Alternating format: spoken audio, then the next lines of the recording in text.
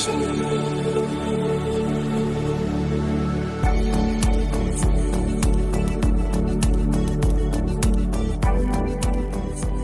to the Climate and Coordination RCAST, where every week we'll be discussing topics related to all things climate change and RChain's role in the solution. We will be discussing technologies that can adapt and coordinate massive amounts of data like never before, forming social architectures that grow collective intelligence, sharing and evaluating data planetarily, all while maintaining personal privacy and personal data ownership.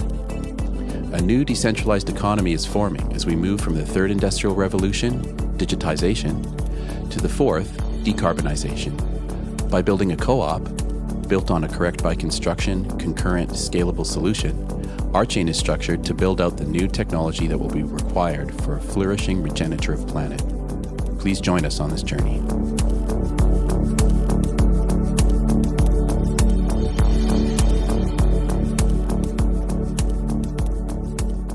Okay, so welcome to this week's Climate Coordination RCAST. We have a wide variety of topics that we want to present to you today. So the first one is coming from basically all over the world, but this article is from CNN talking about the huge flooding in London. And actually, I didn't even get time to do the research on the flooding in Turkey, but in many places around the world, there's been really terrible flooding, and I'm sure Steve can talk about this. But basically, this article speaks about just the lack of preparedness in big cities, in these sort of iconic, very wealthy cities around the world, in countries around the world, and just how unprepared a lot of these places are, and just sort of continuing on that theme of climate hubris, which I feel like is a sort of false sense of preparedness and a false sense of security. And I think that's really dangerous. But I just wanted to read just a couple little sections from here. It says, I think there was an amber warning, which tells you that there could well be severe impacts, but the amber warning covered a very large area of southeast England. So really, as an individual, what would you do with that kind of information if you don't know that your property is at risk of flooding and you've got some very broad scale flood warning, or not even a flood warning, a warning of intense rainfall? Then I don't think we can be surprised if people are unprepared. So I thought that was a really interesting thing to say, is that the warning covered such a large area that a lot of people maybe didn't take it as seriously because they thought, well, for sure, an area of that size is not going to be at risk, but indeed it was. And of course, it also mentions here the flooding in China, which it says cut off power and forced the relocation of more than 1 million people, which is a huge upset. Let's see if I can just find one more thing I wanted to say. Oh yeah, here's the way it just closes, which I thought was really great. Summer thunderstorms are not a new occurrence, but it is becoming ever clearer that the worsening impacts of flooding from intense rainfall are having devastating effects here in the UK and across Europe. The severity and the frequency of flooding is a stark warning that we are not prepared to deal with climate change. So I just wanted to mention this because I know that a lot of people have been really affected by the flooding in Europe. And now there's also a huge calamity in Turkey. And I think that just started a couple of days ago, I think. Also, I just wanted to say one more thing. It says, according to the Greater London Authority, 17% of London is facing either high or medium risk of flooding, with more than 1 million Londoners living in a floodplain. So obviously, this is a significant, challenge. And I just wanted to mention it. So are there any comments about this historic flooding in London or elsewhere? We had, just before this call, outside where I live, we had what I can only describe as a monsoon for 30 minutes.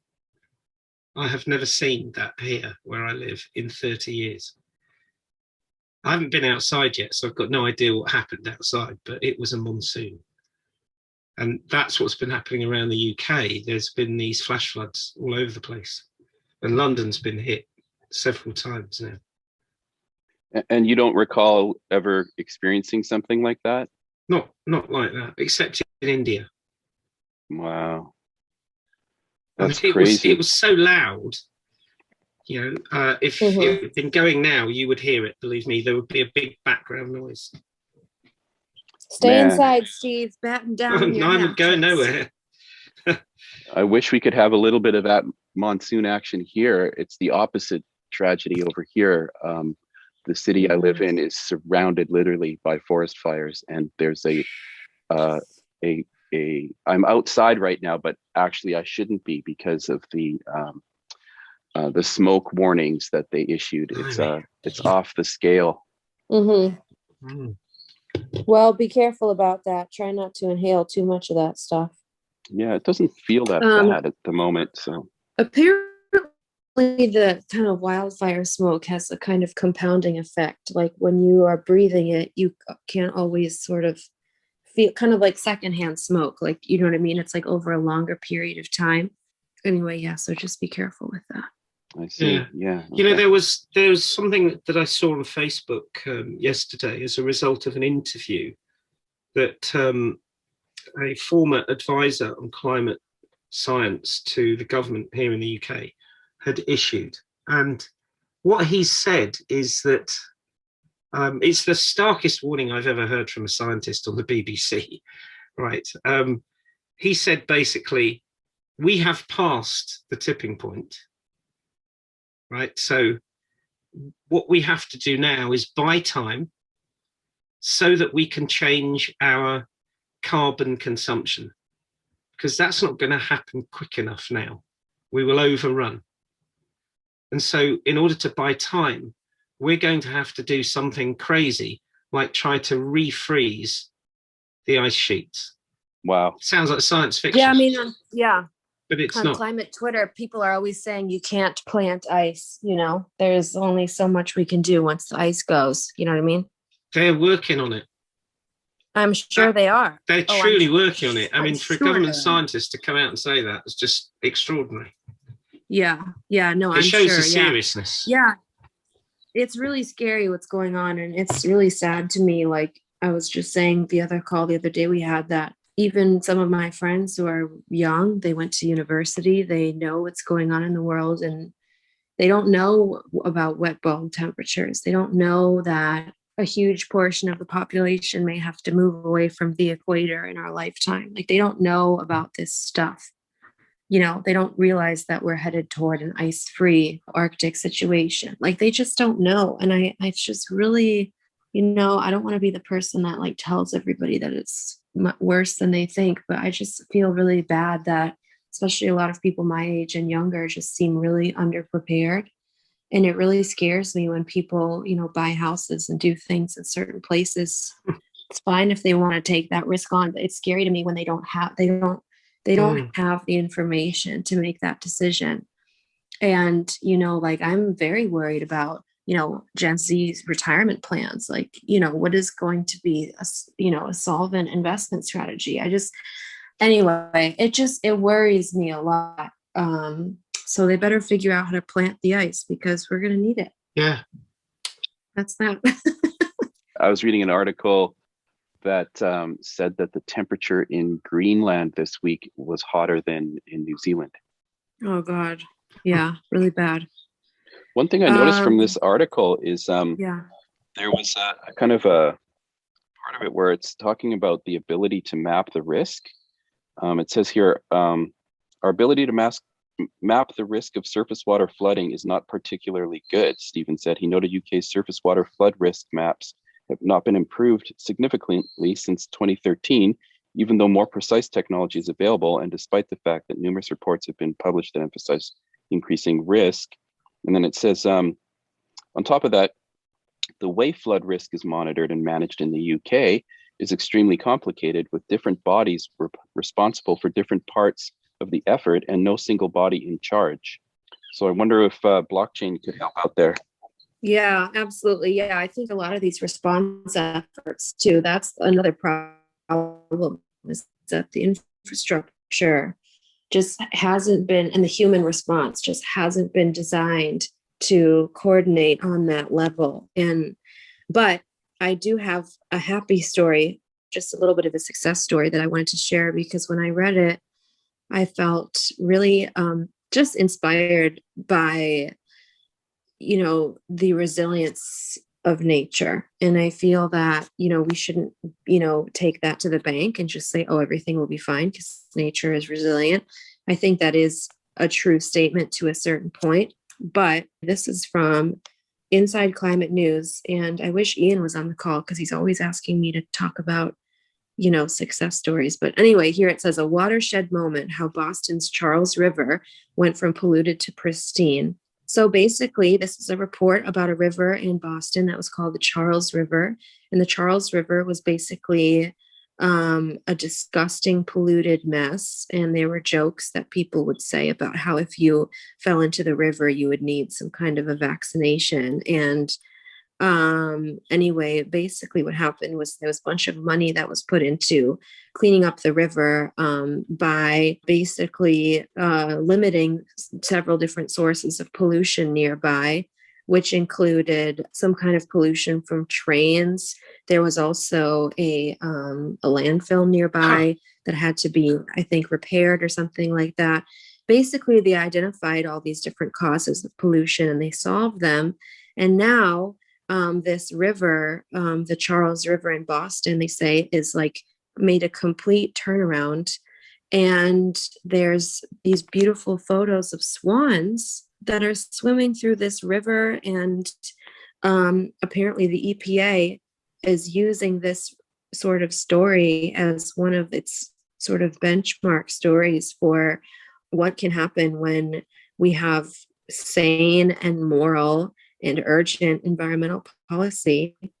And it just really inspires me. And it talks a lot about how over the last few administrations, there were certain waterways that weren't protected because they were like marshes and tributaries and other things.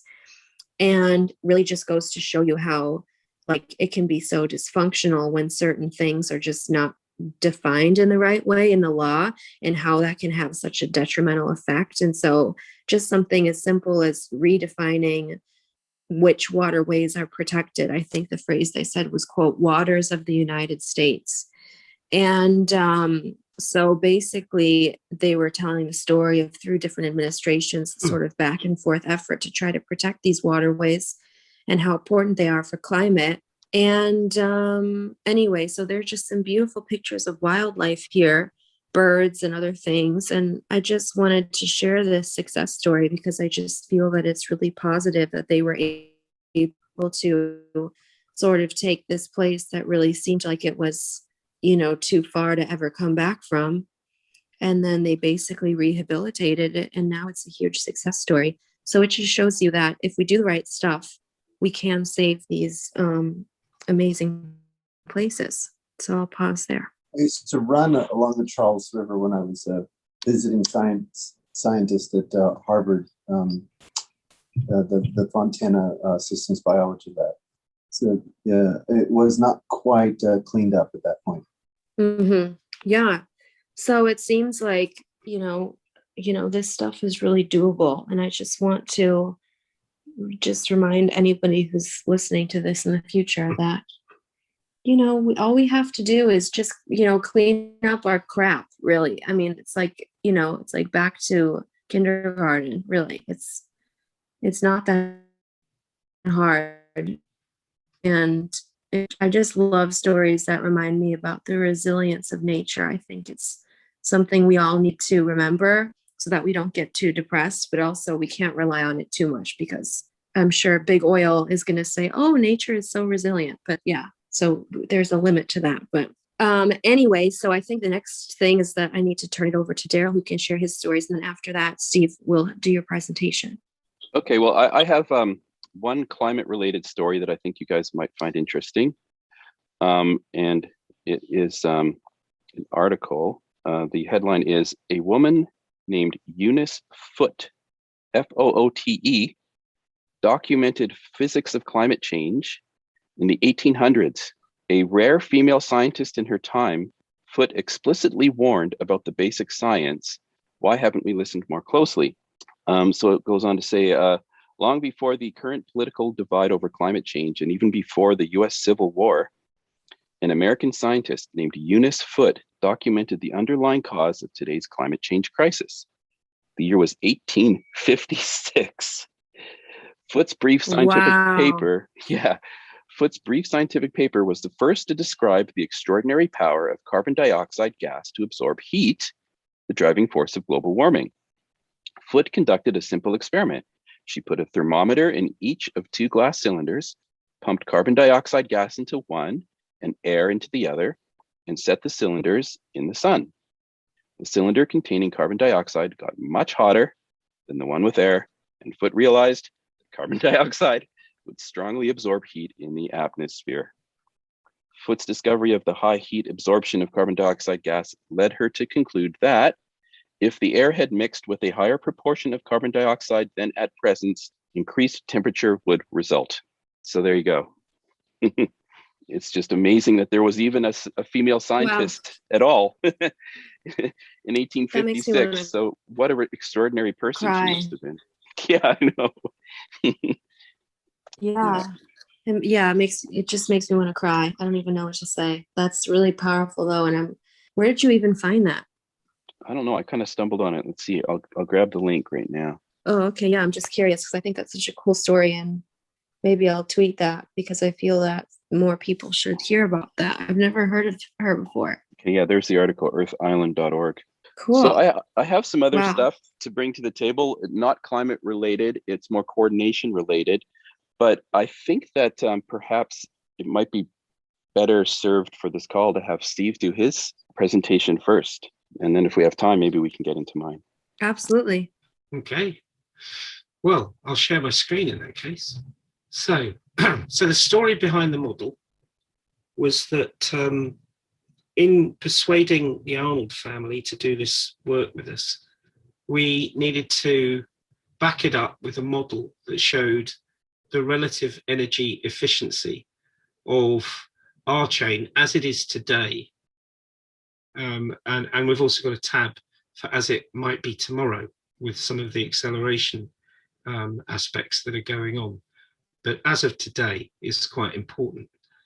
So I looked around for models of this and started even to write a crude blockchain because I wanted to measure precisely on my own computer the number of hashes that would be required to resolve the cryptographic problem. So I started actually coding, and I got quite a long way with that. And then I decided there's got to be a better way. Let me just double check the references. So I went to the references, and I'll show you the references. So there was a reference from Tezos talking about comparisons. So they compare theirs to Bitcoin and to Ethereum. And by extension, that means to all proof of work networks. And then there was the Cambridge report, Bitcoin Energy Consumption Index from Cambridge University, pretty good source of information on how much energy Bitcoin consumes. And then there was the Ethereum Energy Consumption Index, which came from an article in Digiconomist. And then there was a whole bunch of other references that I looked at through my sort of research on it. But I came out with really those three. So if the Ethereum one from Digiconomist, the one from University of Cambridge, and Tezos. Right? And the important one really is Tezos, because Tezos references the other two. Okay, so what I'm going to show you now, this is what the Tezos report said. I hope you can see that highlighted. But it says that the annual energy consumption is 130 terawatts with a continuous draw of 15 gigawatts of electricity. That's what Bitcoin currently does as an estimate. It's a reasonable estimate. Okay, so remember that number, 130,000, because that becomes important.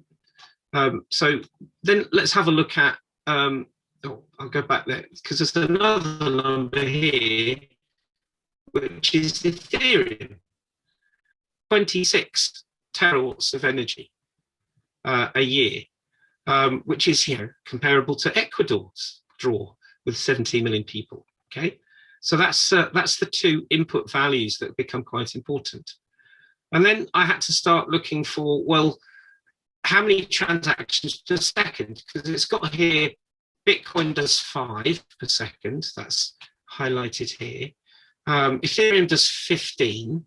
And of course, Tezos is claiming to be much faster. It's doing 52, right? These numbers also become important because what we're going to calculate is the amount of energy expended per transaction as our index, so that we can understand the relative efficiency of different blockchains. Okay, with me so far, gang? With you, yes. Okay, yep. So some of the key inputs also, of course, we need to know what Tezos generates per year. So depending on the hardware, there's a mix of hardware. They generate 10.5 megawatts, not terawatts, not gigawatts, megawatts, tiny fraction of the other two. But depending on the exact nature of the machine you use, they've seen it up to 350 megawatts per year. So they say, based on a geometric mean, let's call it 60 megawatts per year. So I take this number too, right? And I use this number, okay, and the number of transactions per second, and things like the number of bakers, that's validators in their network, and the continuous draw of the likely servers they have that are bakers. And then I produce a model which looks rather like this. Okay, so there's number of bakers, number of validators, minimum spec of the machine, the continuous draw, because that's the important thing when it runs flat out, how much energy does it consume? The continuous draw of the against the validators. So when you have all the validators running, one per machine at this point, this is the draw that they generate, hours in the year, and then you can do yearly cost of the network. Okay, so we come out at 53 megawatts per year. It's quite favorable compared to Tezos. Using a super micro, that's this, this may not be the exact machine, but it's pretty close to what I've been told. And we're running 28 cores with a TDP, that's a continuous draw of 205 watts. So I can plug the 205 watts in here, and I tell it that it's watts. I give it the number of transactions per second. I tell it how many validators, which appears up here. And the name of the machine, which is here, appears also up here, just for reference purposes. And then I can go calculate some interesting things. So these are the calculations that I do. So the annual consumption we put down here, this comes from the previous model for RChain, but I just state it here, which is the 60 megawatts per hour we saw in Tezos's own article. This is Ethereum, this is Bitcoin, and here's the number of transactions per second that they do. And I've just put hours. Let's supposing we only do 52, right? So let's supposing the hardware that we've got is capable of doing 52, right? There's no source to this because the source is actually the model. The source for all of these numbers comes from those articles, okay? And then we can calculate the energy per transaction. Now, there's lots of multiplications in there, and that's to normalize it to kilowatt hours, right? Otherwise, the numbers just look silly. So when you look at that, you can see that Bitcoin consumes 473 kilowatt hours per transaction. Ethereum does 31. Tezos does a tiny amount, and we do a comparable tiny amount. So when you go to the README, it takes all these numbers forward and then presents it in this way, so that if we update the model, these numbers automatically update. And that means that we are 14 million times more energy efficient than Bitcoin per transaction. And we are almost 1 million times more energy efficient than Ethereum per transaction. And that's the model. Yeah. Amazing. So that reminds me of when we were saying, talking about slogans, when we were saying RChain is less than 1% of the energy consumption of Bitcoin. That's way off. The reason why the Tezos numbers are slightly higher than ours, and I think ours could be, actually, it could be an overestimate. We could be better than this. And this is without the acceleration. And I think the reason why we might actually definitely be better is because underlying all that is the efficient use of resource on the chain through massive concurrency without consequence. And that's the trick. Tezos's smart contracts do not have the ability to run concurrently in the way that we do without consequence. And I think that's partly why we might see that RChain is always going to be slightly outperform Tezos without any acceleration. Once we add the acceleration, we become ridiculous. It's possible that we would show up as zero, given the rounding here. That's amazing stuff, Steve. Really, really, it's fantastic work. And I just had a brain fart while you were showing all of this.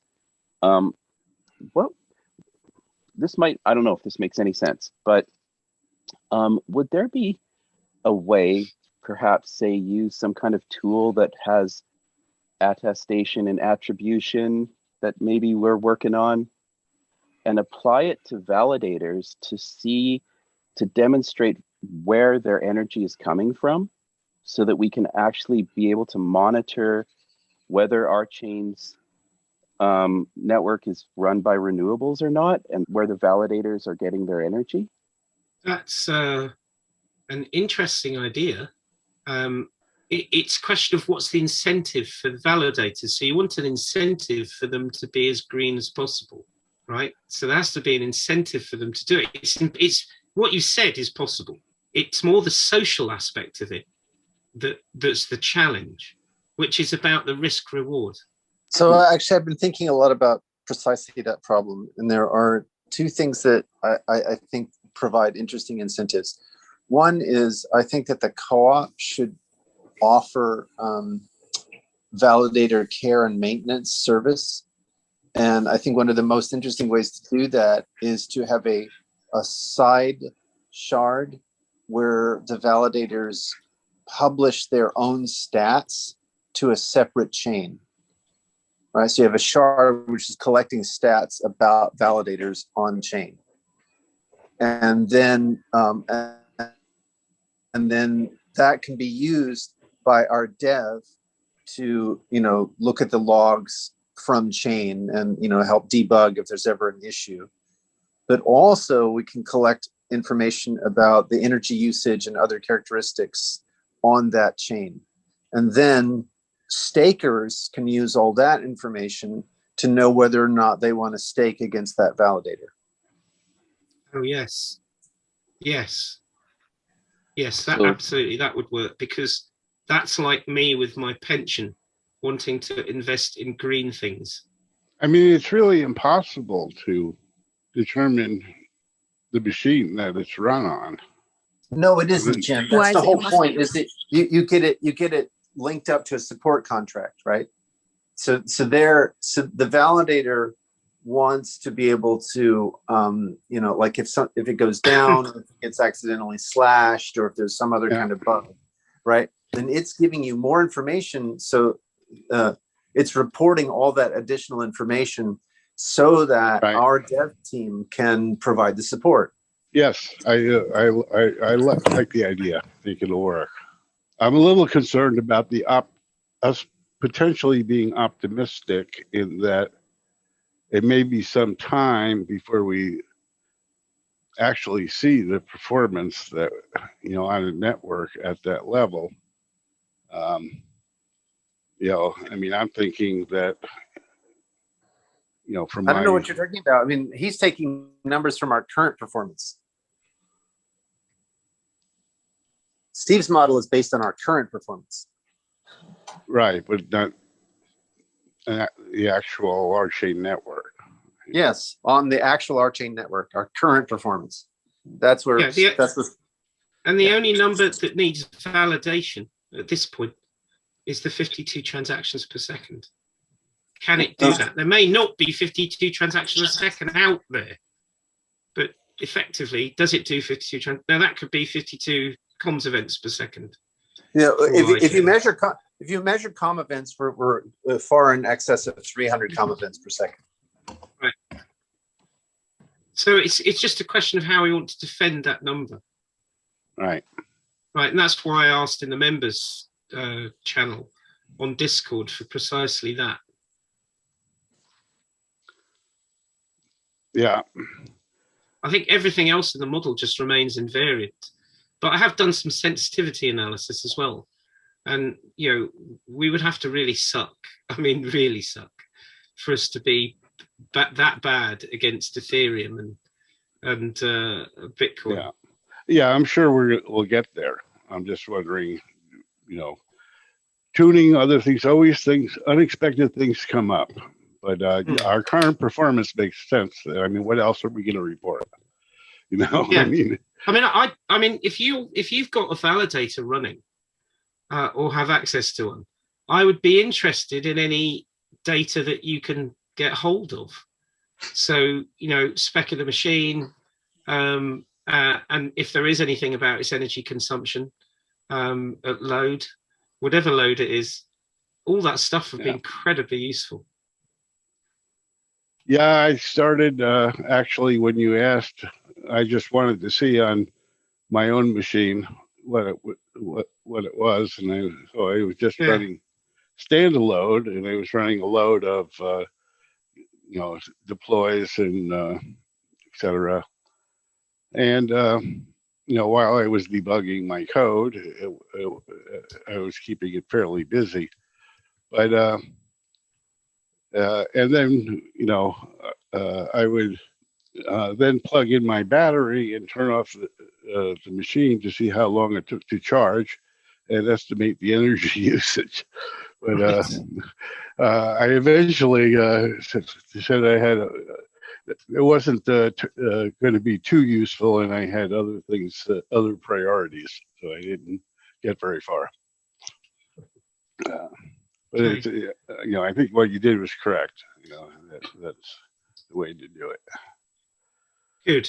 Let me just show you something, just to finish off this section, right? So this was actually the starting point that I had in doing this, right? So I'm just going to share. Can I just share? I'll just share my entire desktop because it's a lot easier to do it like that, I think. So this thing running here, this piece of code here, is just a really simple way of demonstrating the stupidity, really, of proof of work. And all it's doing is it's creating a hash value, and it's going to look in all the hash values until it finds one that has 4 leading zeros. Right? This is a bit like what miners do, right? But I've just done this in, you know, true Unix hack style using what's called a shell script. Okay, so what I'm going to do is I'm going to run it, right? So I'm going to give it a value as to how many iterations around the loop I want it to go, and it will report back if it finds one of these values and it'll print it out. Oh, so yeah, if I start it like that, right? So it's now running, right? So what I want to show you now is energy efficiency on my box. So you can see, I mean, Zoom's taking quite a lot, but you see this terminal here. This is what's running here. Now I've got a lot of other things running, but this is climbing up the leaderboard, right? I mean, at least Zoom's doing useful work. We're having a conversation, but all this is doing is looking for 4 zeros at the beginning of a hatch. And you know, you can see that it's taking a long time. You expect a computer to be able to do that really quickly. But the only option, because of the way this works, so it's proof of work, is it has to iterate through as many as it can, right?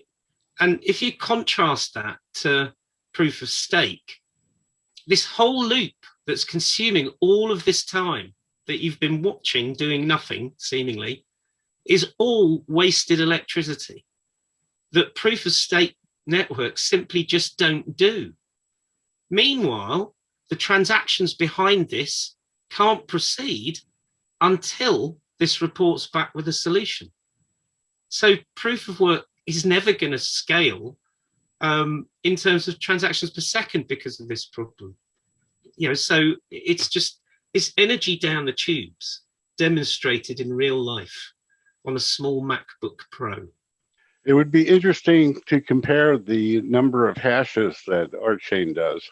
Yeah, but hashing is not, we don't do hashing because we're not mining, right? It's more interesting to compare the number of hashes RChain doesn't do. Right? Well, yeah, the closest thing to hashing that we have is the names in the tuple space, right? But for every name in the tuple space that we generate, there's a piece of data or a smart contract associated with that, right? So every single hash is useful. There's a piece of compute associated with every single hash. I know. I just thought it would be interesting to know what the difference is. It's obviously going to be many orders of magnitude. Yeah. I don't even know how to do. Yeah, I don't even know how to compare the two because we don't sit there spinning, right? That's not what we do. It still hasn't reported back with a solution, so just to let you know. But my laptop's getting nice and warm.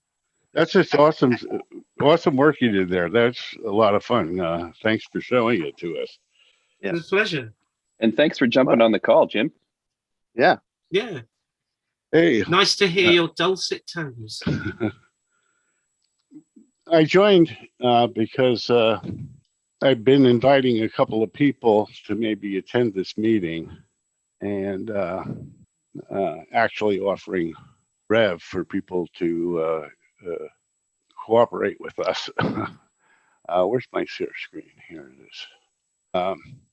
Now, Doug Rushkoff and Schmackemaker we've been in contact with now.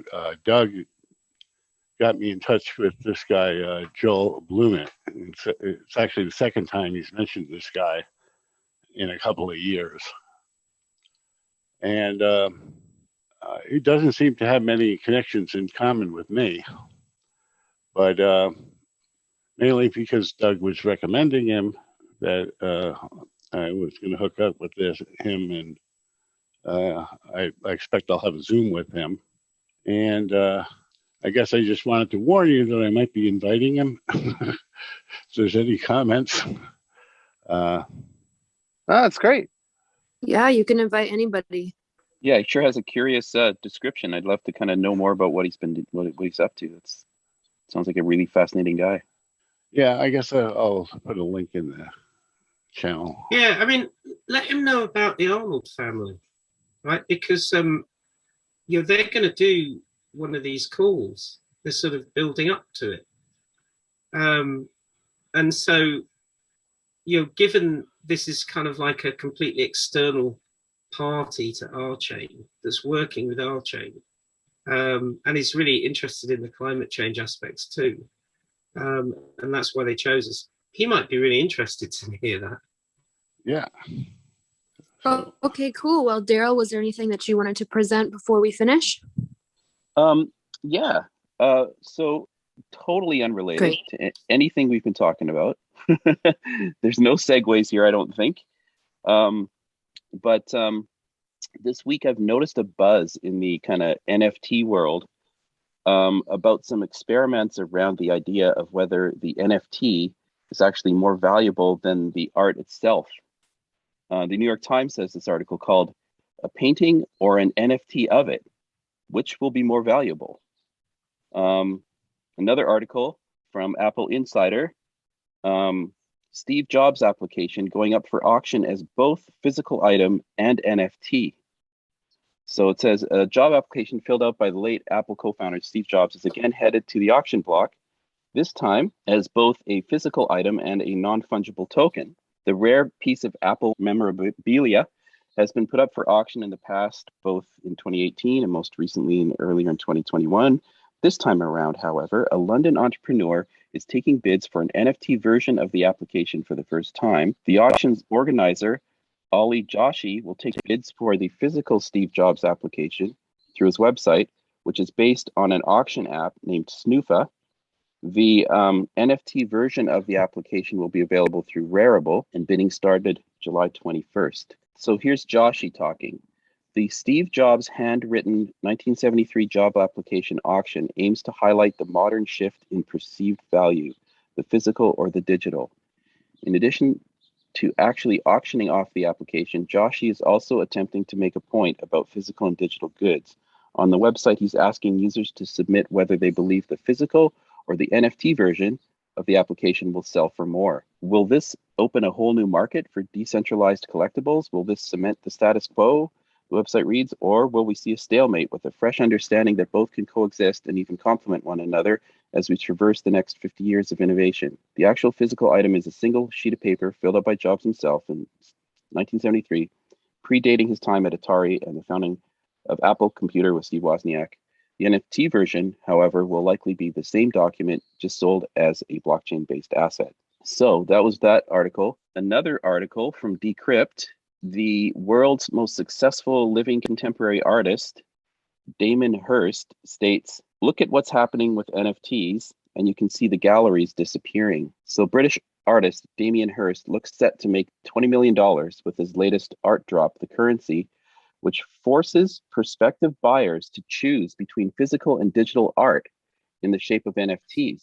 So here's the thing. With the sale of this thing, the twist comes next year. Owners will have to decide whether to burn the NFT and keep the physical artwork or vice versa. So on July 27th, 2022, if the collectors have not opted for the physical version, their corresponding print will be burned. So it's kind of like an art experiment, which is kind of what he's all about. So so his point, I think, he said in a video that the currency is about the value of art, which Hirst maintains is determined by the degree of trust and belief in the work. The idea is that the artworks could act as a real medium of exchange as a currency. So really kind of bizarre kind of cultural experiments going on. Also, too, there's an article about haute couture goes NFT digitalization at the Paris Fashion Week.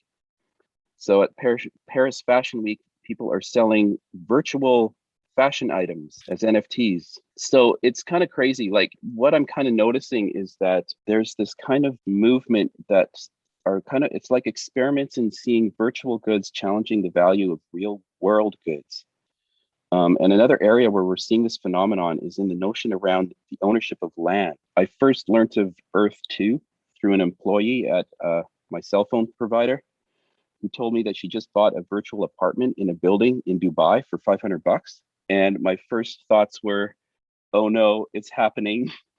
Taking one of the worst parts of human evolution in the real world space and applying it to the virtual.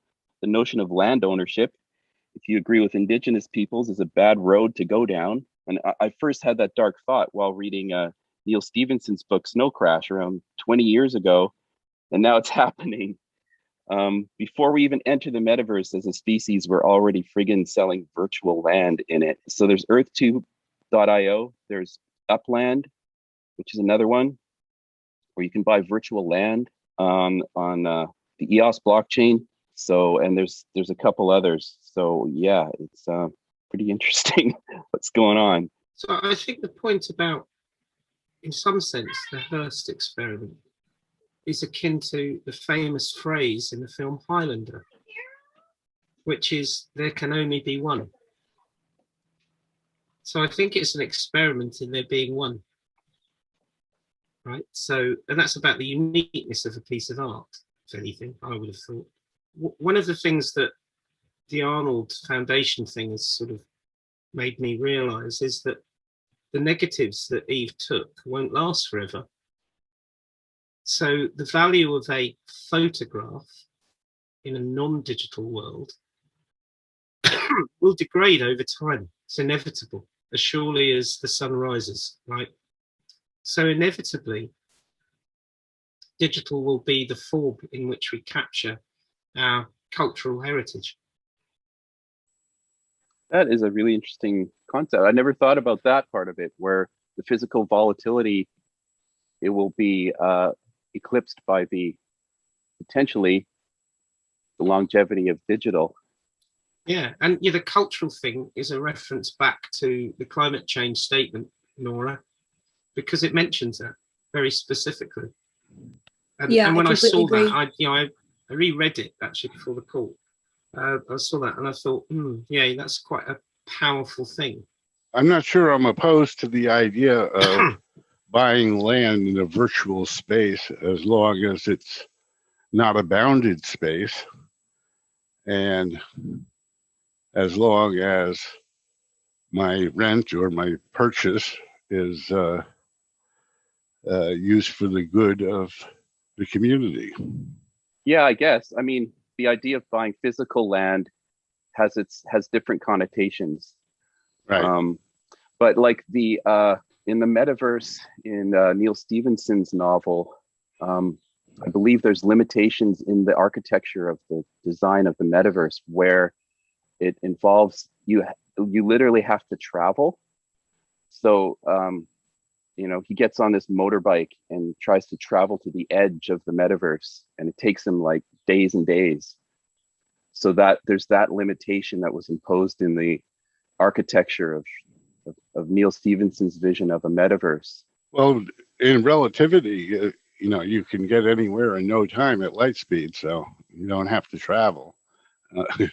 In your time, you have to travel in other time. You have to skip ahead in other time. I think that when the buying of virtual land, it becomes an issue when the land that you buy is actually part of the means of production. If it isn't, so if it gives you no sustenance means of production, so that you can live, if it's not contributing to that, then it's probably not an issue. But if it does contribute to that, then it becomes an issue. Yeah, exactly. Can't quite envisage those yet, other than in science fiction films, but who knows? Well, yeah. The thing with the virtual is you can always create another one. Yeah. Well, Not necessarily. These are all, I mean, this is all silly, right? I mean, there's a finite energy capacity on the planet. You can't always create another one because you're going to run out of energy and run out of storage and heat capacity for all the compute. That's the problem with the digital world. The fact that copying is impossible to prevent in the digital world as we currently understand it.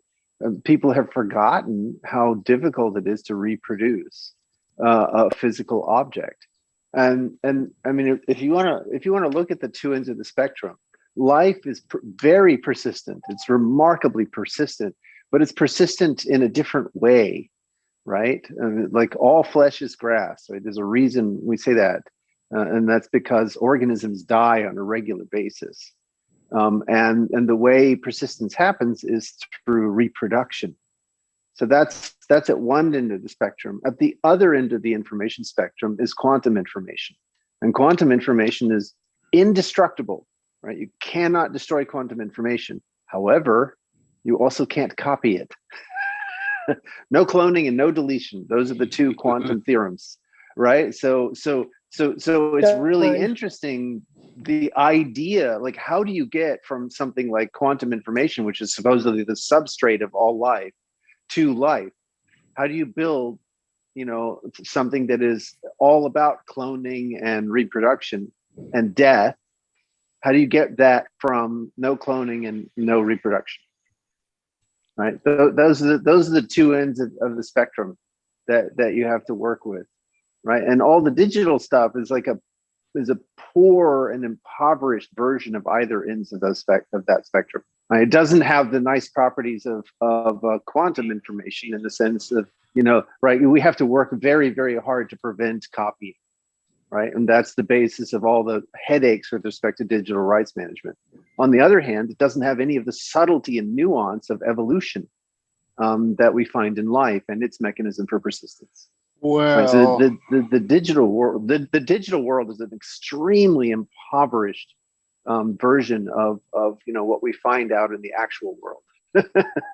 But I'm gonna have to say we have a staff meeting now, so I'm gonna at least jump off to that. And thanks for the very interesting conversation. As usual, we end on a cliffhanger. So thank you all so much. Please make sure you're subscribed to RChain on YouTube and following RChain on Twitter.